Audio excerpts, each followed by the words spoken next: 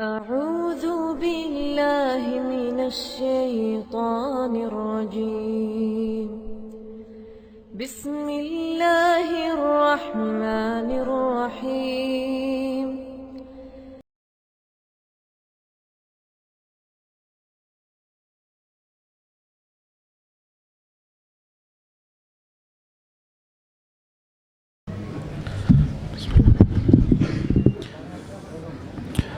السلام عليكم ورحمة الله وبركاته. الحمد لله رب العالمين، والصلاة والسلام على أشرف الأنبياء والمرسلين وعلى آله وأصحابه أجمعين وعلى من تبعهم بإحسان إلى يوم الدين. أما بعد، أعوذ بالله السميع العليم من الشيطان الرجيم من همزه ونفخه ونفسه. كنتم خير أمة أخرجت للناس تأمرون بالمعروف وتنهون عن المنكر وتؤمنون باللہ. عالی مقام ذمہ داران جامعہ، علماء کرام، معزز شرکاء اجلاس، وقت کافی ہو چکا ہے، اس لیے بنا تمہید کے میں اپنے اس آخری خطاب میں کچھ باتیں دعوت و تبلیغ کے حوالے سے آپ کے سامنے رکھنے کی کوشش کروں گا. میں نے سورہ آل عمران کی وہ مشہور و معروف آیت آپ کے سامنے ابھی پڑھی ہے، جس میں اللہ تبارک و تعالیٰ نے امت مسلمہ کی وہ شناخت بتائی ہے جو شناخت اس امت کا اعزاز ہے، اور وہ یہ ہے کہ یہ امت دائی ہے، یہ دائی امت ہے، اور اس امت کا ایک ایک فرد دائی فرد ہے. اور دائی امت ہونے کا مطلب یہ ہے کہ یہ دنیا کو دینے والی امت ہے، یہ دنیا سے لیتی کم ہے، یہ دنیا کو دیتی زیادہ ہے. اور سب سے عظیم شے اور سب سے عظیم نعمت یہ جو دنیا کو دیتی ہے وہ سچائی، حق اور ہدایت کی نعمت ہے. اور یہ نعمت وہ نعمت ہے جسے شریعت نے امانت قرار دیا، اور جس نعمت کو نبی کریم صلی اللہ علیہ وسلم نے ایک امانت کے طور پہ اپنی امت کے حوالے کیا، الا فلیبلغ الشاہد منکم الغائب کہہ کر. حضرات، مجھے اور آپ کو یہ بات نہیں بھولنی چاہیے کہ ہم اس نبی کے امتی ہیں جو نبی گمراہ انسانوں کو دیکھ کے بہت تڑپتے تھے، جس نبی کے دل کی دھڑکنوں میں انسانیت کی ہدایت کی تڑپ ہوا کرتی تھی. اور ہم اس نبی کے امتی ہیں جس نبی نے اپنی زندگی کا سب سے بڑا زخم اگر کھایا، آپ نے تلوار بھی اٹھائی، آپ نے معرکے بھی لڑے، لیکن آپ صلی اللہ علیہ وسلم نے اپنی زندگی کا سب سے بڑا زخم کھایا تو میدان جنگ میں نہیں کھایا، بدر و احد میں نہیں کھایا، تبوک و حنین میں نہیں کھایا. آپ نے اپنی زندگی کا سب سے بڑا زخم اگر کھایا، میدان دعوت میں کھایا. جب احد میں آپ صلی اللہ علیہ وسلم کہ دندان مبارک شہید ہو گئے، سر مبارک زخمی ہو گیا، مائی عائشہ صدیقہ رضی اللہ عنہ نے پوچھا، اے اللہ کے نبی، کہ آپ کی زندگی میں احد کے دن سے زیادہ کوئی مشکل دن آیا ہے؟ آپ کی زندگی میں احد کی گھڑی سے زیادہ کوئی مشکل گھڑی آئی ہے جب آپ کی دندان مبارک شہید ہو گئے، جب آپ کا سر مبارک پھٹ گیا تھا؟ پیارے نبی نے فرمایا کہ عائشہ، طائف کا دن میرے لیے احد کے دن سے زیادہ سخت تھا. حضرات، طائف کا میدان اور طائف کا زخم جو نبی کریم صلی اللہ علیہ وسلم نے کھایا، یہ خالص دعوتی میدان میں کھایا ہوا زخم ہے. آپ نے جہاد بھی کیا، آپ نے تلوار بھی اٹھائی، آپ نے معرکے سر کیے، لیکن زندگی کا سب سے بڑا زخم کھایا تو دعوت و تبلیغ کے میدان میں کھایا. تو محترم بھائیو، ہم اس نبی کے امتی ہیں. پیارے نبی نے خون بہایا دعوت کے لیے. ہم اس وقت تک امتی نہیں کہلا سکتے جب تک کم از کم پسینہ تو ہم نہ بہا دیں اس راستے میں. اور یاد رہے، دعوت و تبلیغ کا یہ راستہ، دعوت و تبلیغ کا یہ راستہ دنیا انسانیت کو حق کی نعمت دینا، جو شرک میں مبتلا ہیں انہیں توحید کا پیغام پہنچانا، جو جھوٹ کے علم بردار ہیں انہیں راست بازی کا سبق پڑھانا، یہ دعوت و تبلیغ کا راستہ. یاد رکھو، جہاں بڑا کٹھن راستہ ہے، بڑا مشکل راستہ ہے، وہی یہ بات بھی یاد رہے، اگر اس راستے میں اخلاص کے ساتھ قدم رکھتے ہو تو یہ وہ راستہ ہے جہاں قدم قدم پہ نصرت الہی استقبال کرتی ہے. یہ وہ راستہ ہے جہاں قدم قدم پہ اللہ تبارک و تعالیٰ کی مدد اور تائید شامل حال ہوتی ہے. اور ایک دائی اور مبلغ اپنی زندگی میں جیسے نشانیاں دیکھتا ہے، اللہ کی نصرت اور اس کی تائید کے جو مظاہر دیکھتا ہے، شاید کوئی اور انسان نہیں دیکھتا. अबू सही हदीस है, अबू उमामा अल-बाहिली रजी अल्लाह अन्हु सहाबी रसूल हैं, ये मुसलमान हुए तो प्यारे नबी ने इन्हें खुद इनके कबीले बाहिला के पास दाई बना के भेजा कि अब तुम मुसलमान हो चुके हो, अपने कबीले बाहिला को जाओ तबलीग करके आओ। हजरत अबू उमामा अल-बाहिली गए, अपनी कौम को समझाया, तौहीद का पैगाम रखा। कौम के नादानों ने बात मानी नहीं, बल्कि उनके साथ दस्तदराजी की, गुस्ताखी की। हजरत अबू उमामा को मारा, पीटा, भूखे थे, प्यासे थे, खाना मांगा दिया नहीं, पानी मांगा पिलाया नहीं। हजरत अबू उमामा अल-बाहिली रजी अल्लाह अन्हु तने तन्हा मायूस होकर, नामुराद होकर, अपनों के सितम को सहते हुए अपनी बस्ती से, अपनी कबीले से नामुराद होकर लौटे और चलते चलते थक गए। रास्ते में एक दरख्त के नीचे पड़ाव किया, नींद आई, सो गए। ख्वाब देखते हैं कि एक फरिश्ता या फिर एक इंसान कहिए, उन्हें एक प्याला पेश करता है, दूध का प्याला, कहता है कि पियो। और इस हदीस को अल्लामा अल्बानी ने सही करार दिया, कहा कि पियो। अबू उमामा पीते हैं, कहा और पीते हैं। इधर हजरत अबू उमामा के निकलने के बाद बस्ती के कुछ लोगों के ज़मीर ने उन्हें झिझोड़ा, कहा कि जो भी हो अबू उमामा फिर भी अपना फर्द है, हमारा अपना रिश्तेदार है, हमने अच्छा नहीं किया, एक तो उसके साथ बदसलूकी की, फिर भूखा प्यासा लौटा दिया।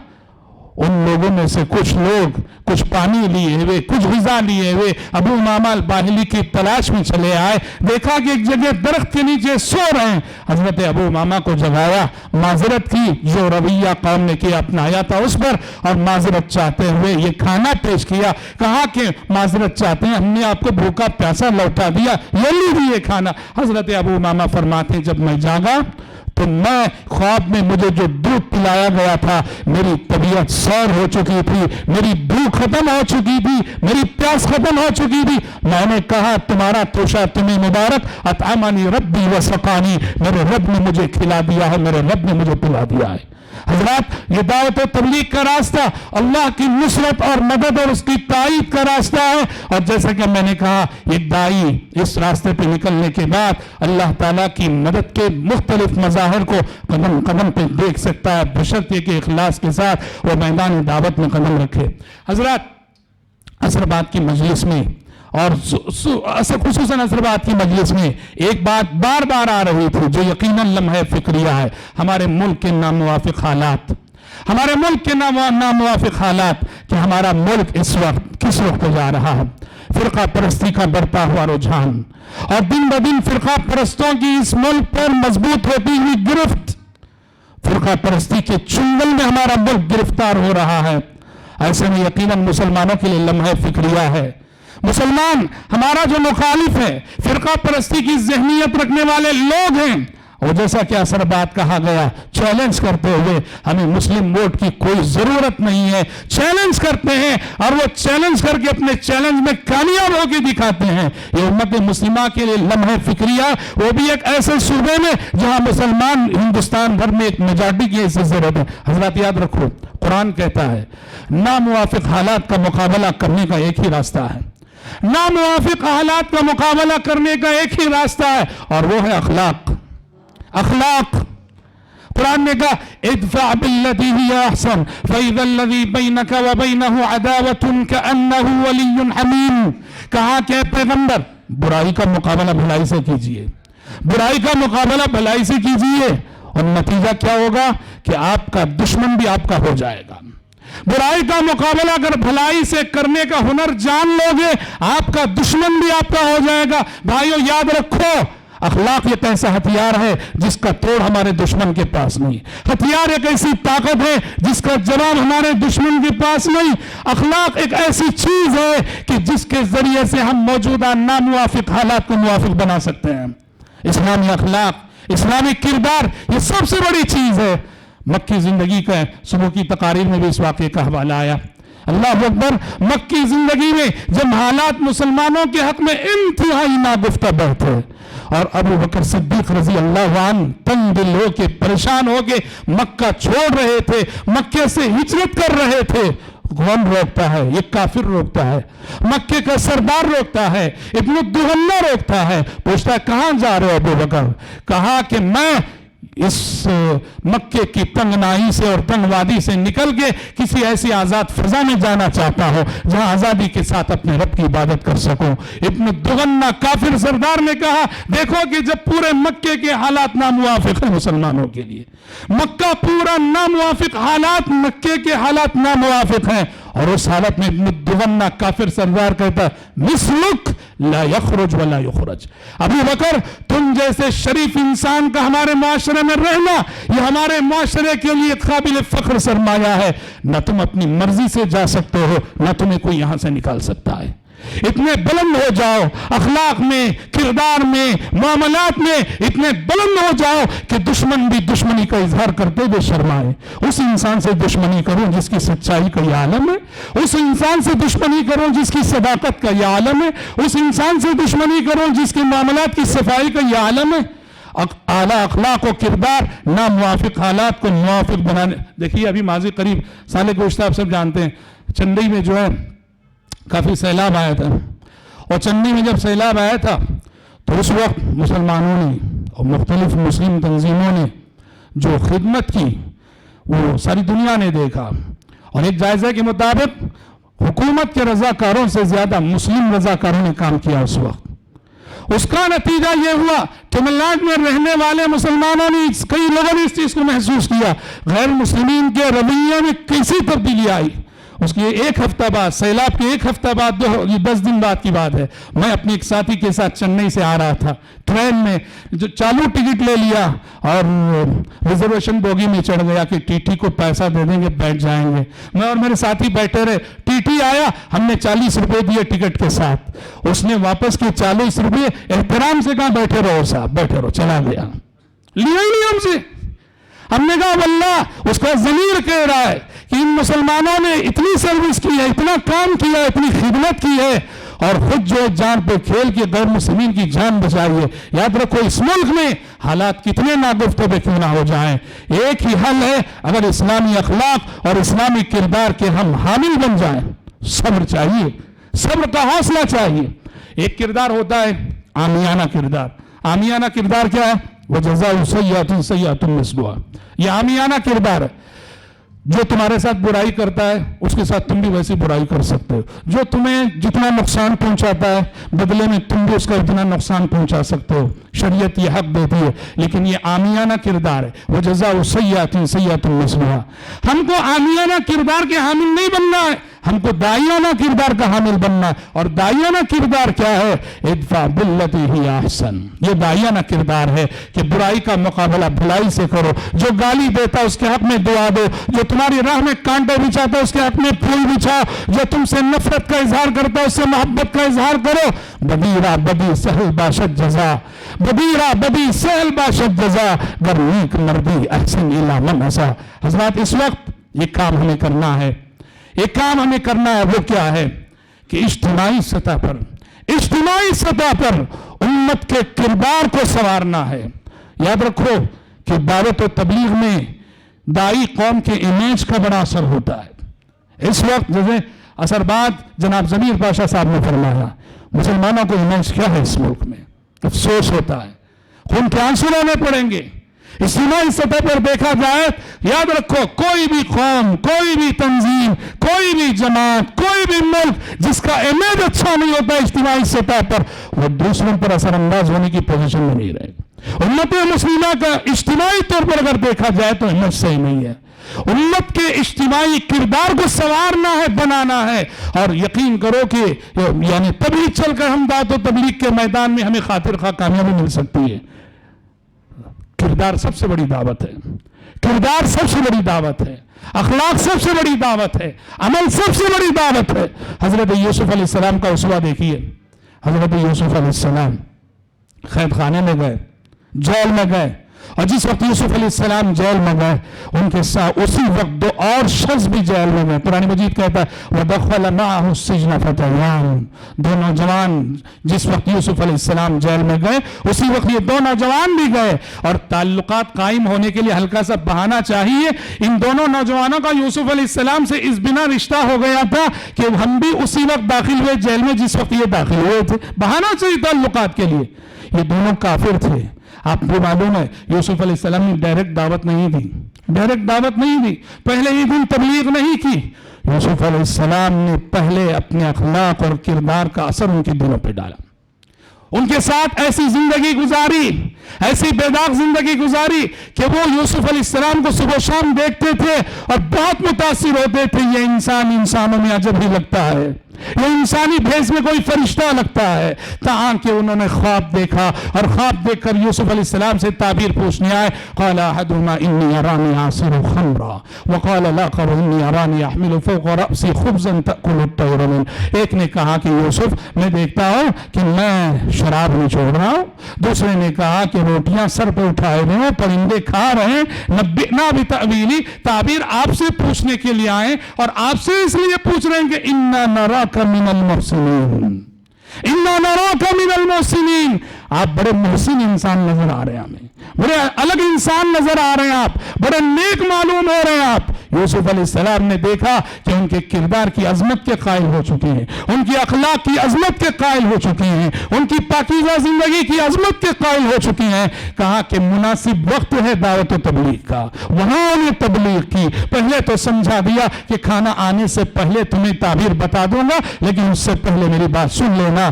یا صاحب السجن, یا صاحب السجن ارباب متفرقون خیر من اللہ. اور اس سے پہلے ایک اسلوب دیکھیے, ما کان لنا ان نشرک باللہ من شیء. دعوت و تبلیغ میں مدعو کے ساتھ اپنائیت, ہم جو ہے تم کہہ کے جو ہے تم غیر ہم غیر کہہ کے ہم دور مدعو کے ساتھ کیسی اپنائیت کا ثبوت دینا. کیا کہتے ہیں دونوں جیل کے ساتھیوں سے جو دونوں کافر ہیں, ما کان لنا ان نشرک باللہ من شیء. اے جیل کے ساتھیوں, ہمارے لیے لائق اور زیبا نہیں کہ ہم اللہ کے ساتھ شرک کریں. شرک کون کر رہے تھے؟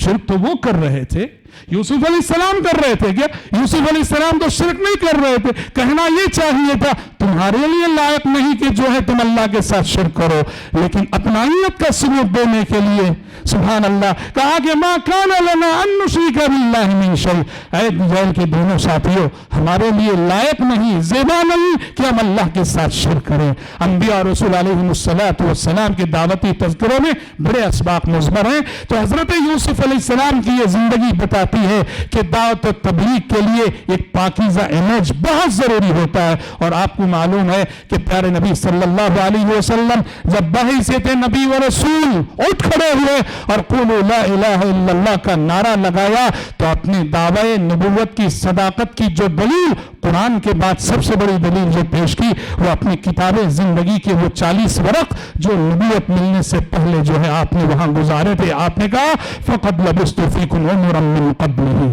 لوگوں میں وہی محمد ہوں جس کی کتاب زندگی کے 40 ورق تمہارے سامنے کھلے ہوئے ہیں. میں وہی محمد ہوں جو 40 سال تک تمہاری مکے کا سب سے مثالی انسان تھا, صادق و امین تھا. ان 40 اوراق میں کہیں کوئی بھدا دکھا دو, کہیں کوئی باغ دکھا دو, پتہ چلا میرے بھائی اخلاق سب سے بڑی دعوت ہے. اگر موجودہ اس ملک کے ناموافق حالات میں ہم ایک امت کی حیثیت سے سر اٹھا کر جینا چاہتے ہیں تو اجتماعی سطح پر اپنے امیج کو درست کرنا پڑے گا. اگر جیسا امیج اس وقت ہے مسلمانوں کا ویسا ہی رہے گا تو ذلت اور رسوائی کے سوا مستقبل کی کوئی اور تصویر نہیں. یاد رکھو, ذلت اور رسوائی کے سوا مستقبل کی کوئی اور تصویر نہیں. اس کے لیے بڑی سطح پر محنت کرنی پڑے گی اور کوشش کرنی پڑے گی. اور اللہ تبارک و تعالیٰ یہ بھی کہتا ہے کہ ناموافق حالات میں تحفظ اور حفاظت, اس کا راز بھی دعوت اللہ ہے. جب پیارے نبی سے فرمایا یا ایھا الرسول بلغ ما انزل الیک من ربک وان لم تفعل فما بلغت رسالتہ واللہ یعصمک من الناس. اے رسول تبلیغ کیجئے. تبلیغ کرو گے تو کیا ہوگا؟ اللہ لوگوں سے آپ کو بچائے گا, لوگوں کے شر سے اللہ آپ کی حفاظت کرے گا. تبلیغ کرنے پر حفاظت کا وعدہ ہے. جو وعدہ نبی کریم صلی اللہ علیہ وسلم سے ہے وہی وعدہ امت سے بھی ہوگا، شرط یہ ہے کہ نبی کے مشن کو یہ امت آگے بڑھائے۔ دعا ہے رب العالمین سے اللہ تبارک و تعالیٰ ہمیں صحیح معنوں میں داعی بنائے، مخلص داعی بنائے۔ اللہ تعالیٰ پوری امت مسلمہ کی ضمیر کو اللہ تعالیٰ بیدار کرے۔ اللہ کرے کہ مستقبل میں امت مسلمہ کا امیج بہتر سے بہتر اور اچھا سے اچھا ہو سکے، اور ہم اس ملک کے ناموافق حالات کا مقابلہ اپنے اعلیٰ اخلاق و کردار سے کر سکیں۔ آمین۔ وآخر دعوانا الحمدللہ رب العالمین۔